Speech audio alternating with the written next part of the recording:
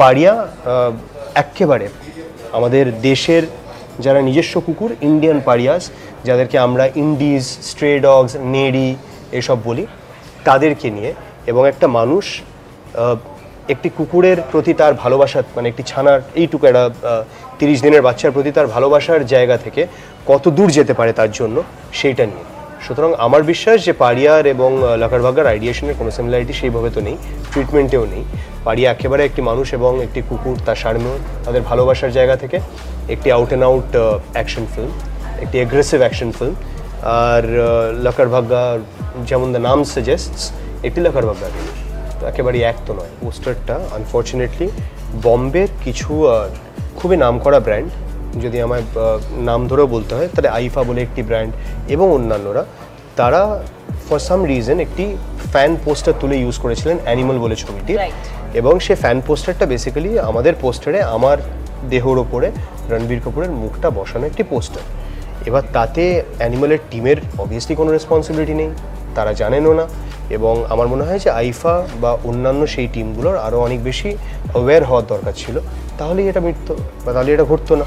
কিন্তু এটা বলার সাথে আমি এটাও বলতে চাইবো যে এটা ঘটেছে বলে আমার কোনো আপত্তি নেই।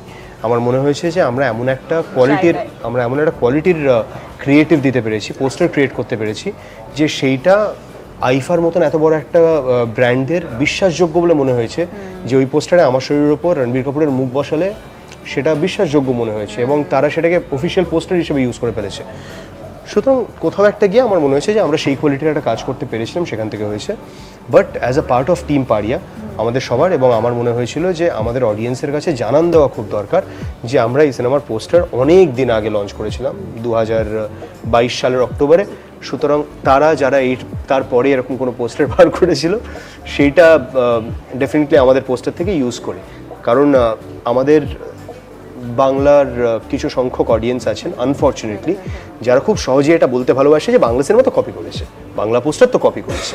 আমরা নিজেদেরকে ছোট করতে ভালোবাসি আমাদের মধ্যে অনেকে, এবং অন্য সমস্ত ল্যাঙ্গুয়েজের সিনেমা কাজকে আরও অনেক বেশি ইম্পর্টেন্স দিতে ভালোবাসি।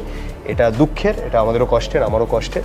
তাই জন্য আমার মনে হয়েছিল এই জানান দেওয়াটা দরকার যে আমরা এই সিনেমাটার অরিজিনাল পোস্টার কোন দিন লঞ্চ করেছিলাম, আর তারা সেটা ইউজ করে যেগুলো পোস্ট করছে সেগুলো কবে হয়েছে, যাতে পরবর্তীকালে আমায় না শুনতে হয় যে আমরা কপি করেছিলাম অন্য কারোর পোস্ট।